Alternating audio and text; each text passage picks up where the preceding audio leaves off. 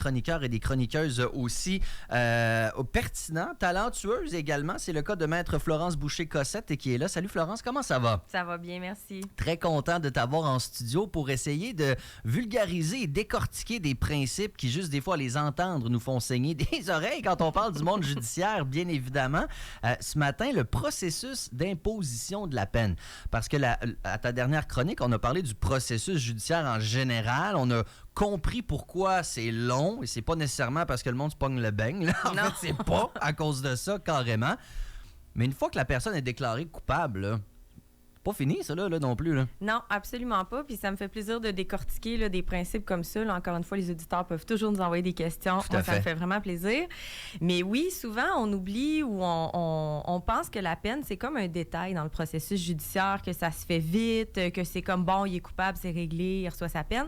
Mais en fait, l'imposition d'une peine, c'est un exercice extrêmement délicat qui demande, qui prend en considération plein d'éléments dans le code criminel, dans la vie de la personne. Ça demande souvent beaucoup de temps. Hein. La peine, ça peut d'abord être une entente entre le poursuivant puis la défense, mais ça peut aussi être contesté. Donc, ça devient comme un procès. C'est-à-dire que de demander une peine au tribunal, ça peut faire qu'on réserve des heures, des jours au tribunal pour présenter une preuve pour obtenir la peine qu'on pense adéquate pour notre client.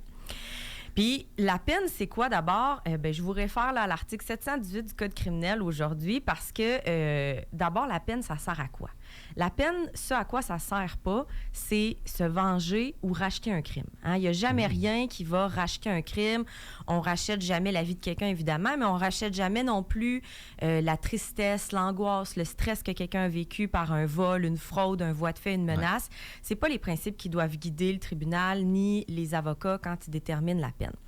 Les objectifs d'une peine, là, essentiellement, le Code criminel nous dit que le but, c'est de protéger la société, mais aussi de contribuer à la réduction du crime. Donc, parallèlement, d'un côté, on veut s'assurer que le crime, évidemment, soit puni, mais de l'autre, qu'il ne se reproduise plus. Puis, on peut compter au Code criminel 6 principes de base qui sont comme, on peut les imaginer dans notre tête comme une roue qu'il faut balancer délicatement pour que chacun des objectifs soit servi quand on va octroyer la peine. Je vous les lis rapidement, mais on pourrait s'étendre vraiment plus longtemps là-dessus. Essentiellement, c'est la dénonciation. Donc, ça veut dire que la société veut envoyer le message que ce comportement-là est inacceptable, est illégal. On veut dissuader les autres personnes de commettre un crime. Donc, on va envoyer le message aux autres que ça, c'est vraiment pas une bonne idée de faire ça parce que vous allez recevoir une peine.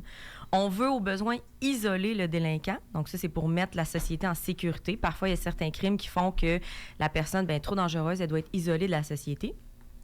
On veut aussi favoriser la réinsertion sociale. Ça, c'est un principe écrit au Code criminel, là. C'est pas un caprice. Donc, il faut favoriser la réinsertion sociale. Il faut assurer la réparation des torts causés aux victimes et à la collectivité. Et il faut susciter la conscience de leur responsabilité chez les délinquants. Donc, c'est un ensemble d'objectifs qui sont tous complémentaires et dépendant du crime qu'on va avoir devant nous au tribunal, on va venir balancer délicatement tous ces objectifs-là. Quand on parle de réparer, là, des fois, on voit des peines dans la collectivité ou auprès d'organismes. Là, on sent que le but, c'est justement d'être sensibilisé à la cause, etc. Est-ce que c'est toujours comme ça? J'ai l'impression que quand on met du monde à l'ombre pendant des années, le but, c'est pas tant de réparer, entre guillemets, ici. Là. Bien, ça aussi, ça m'amène à un autre point que je voulais donner, là, c'est que la prison, c'est vraiment pas toujours la solution pour une personne. Hein. La prison, c'est une vie très difficile, contrairement à ce qu'on pense. Des fois, il y a des gens, là, je suis toujours surprise, qui pensent que la prison, c'est un hôtel. Là. Dans le fond, c'est un spa, relax et tout.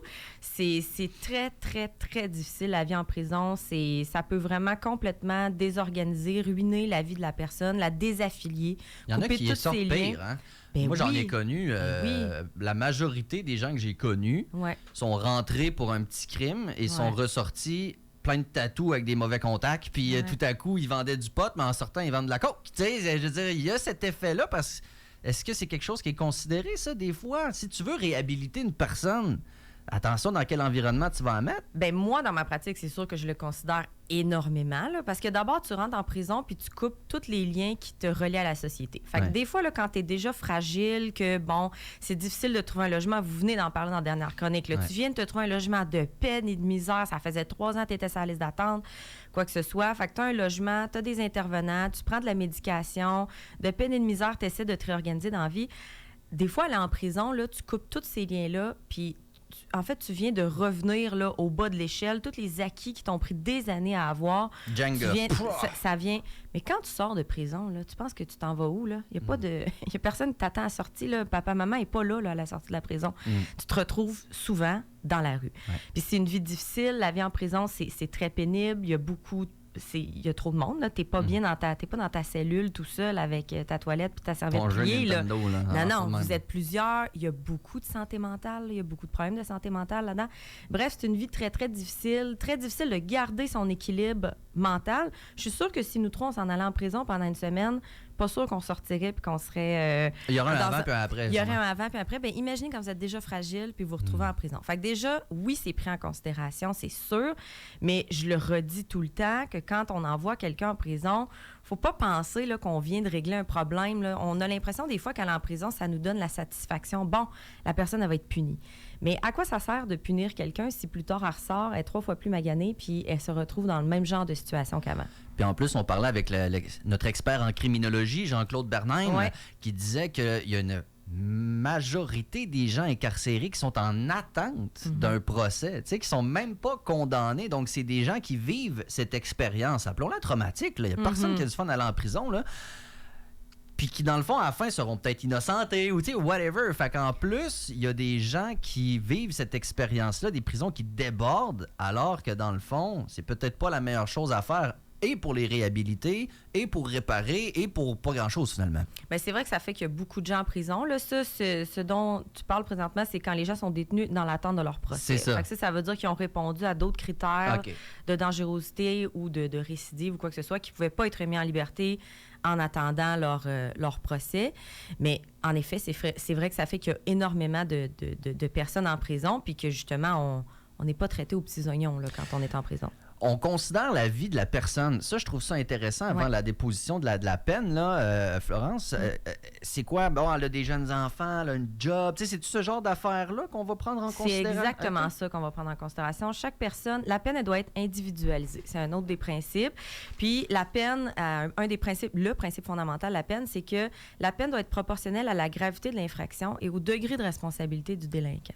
Fait que dans les choses qu'on va prendre en considération de la vie de la personne, oui, on a les facteurs comme, est-ce qu'il y a un travail, est-ce qu'il y a des amis, des intervenants. Puis je dis des amis dans le sens où c'est un filet social. Oui. C'est qui tes fréquentations, comment ça va dans ta vie. Mais on va aussi prendre en considération qu'est-ce que tu es comme personne. Je peux vous donner des exemples. Moi, j'ai déjà eu des gens qui ont des difficultés de santé mentale importantes, même des déficiences intellectuelles, des syndromes, des handicaps qui font que ça affecte leur responsabilité par rapport au crime. C'est-à-dire que le degré de responsabilité que ces gens-là ont dans le crime est différent d'une personne qui aurait été chanceuse d'avoir aucun handicap, aucun problème dans la vie. Oui, exactement. Ça peut faire partie des choses qu'on prend en considération. Donc ça, les choses qu'on prend en considération par rapport à la personne aussi, c'est est-ce qu'elle a compris le message? Est-ce que peut-être que ce passage à la cour-là lui a vraiment donné une bonne leçon puis que c'était suffisant pour elle? Ou à l'inverse, comme ça arrive parfois aussi, que ça lui fait rien, ça lui fait pas un pli puis que cette personne-là, peut-être qu'il va vraiment falloir être plus sévère pour qu'elle comprenne que le respect des lois, le respect du tribunal, c'est obligatoire, là, c'est pas facultatif. Effectivement, Florence Boucher-Cossette, concernant la dissuasion, je trouve ça intéressant parce qu'on veut réhabiliter la personne, en même temps dissuader. Moi, ce qui me vient en tête, c'est les peines exemplaires. C'est comme lui, on va te le smacker, puis tu vas voir, les autres, ils le feront pas. Si tu es injuste envers cette personne-là, est-ce qu'elle écope d'une peine trop sévère par rapport à ce que tu viens de dire pour dissuader? Comprends-tu? C'est une vraiment bonne question. C'est un exercice vraiment délicat que les tribunaux doivent faire. Parfois, c'est peut-être approprié, mais en effet, ça a souvent été démontré par des statistiques que ce qui dissuade les gens de commettre un crime, c'est un ensemble de choses, fait que je simplifie, là, mais ce n'est pas la gravité du crime, c'est l'assurance que tu vas te faire attraper, en fait. Aussi, évidemment, tous les facteurs sociaux de pauvreté, accessibilité, etc., ça, évidemment, ça joue énormément dans est-ce qu'il va y avoir un crime.